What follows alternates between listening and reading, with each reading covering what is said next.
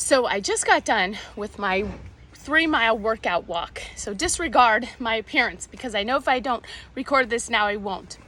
I love to take my exercise gratitude walk every day. If you don't do it, I highly recommend. It is like my calming, and I always have great thoughts. And today I have a funny story to share, 2 funny stories and a lesson. And I feel like God was talking to me, and maybe he'll be talking to you. So I have 5 grandchildren now. In 2.25 years, we had 5 grandchildren.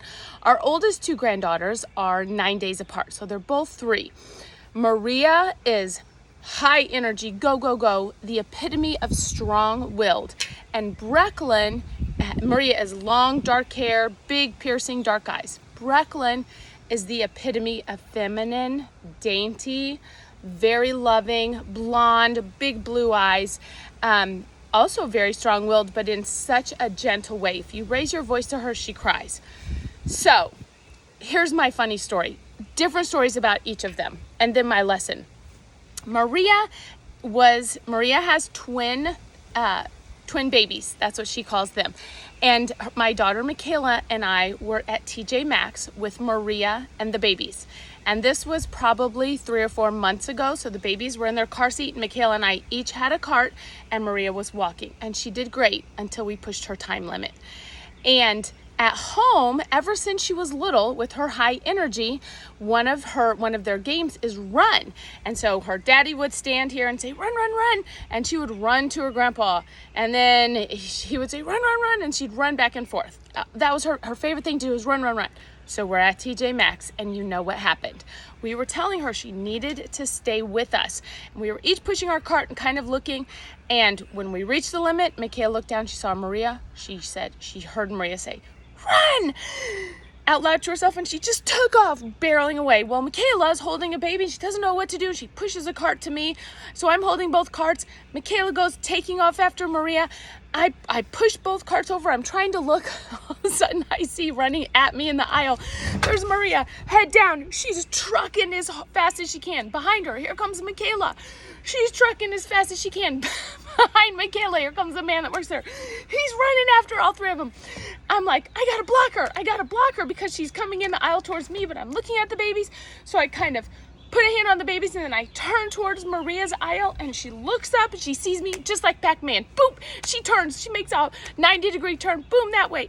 I turn, reach out my hand, grab her hood. She falls down. I look up. People are staring at us. I think Child Protective Services is getting called on us. We got the babies. It's all good. My point is before she took off, she said to herself, Michaela heard her say, run! Hold that thought. The next story is Brecklin, the little sweetheart who doesn't say or do anything strong, and we never can raise our voice to her. Gabrielle was putting her to bed one day, or they were doing something, and Brecklin wasn't listening, and Gabrielle said she talked in a stern voice to Brecklin, and Brecklin said, drop the attitude, Mom. We have no idea where she heard that. They've never said that to her, obviously. They don't say that to each other. Maybe it was on her Bluey TV show. Who knows? Here is my point of the story.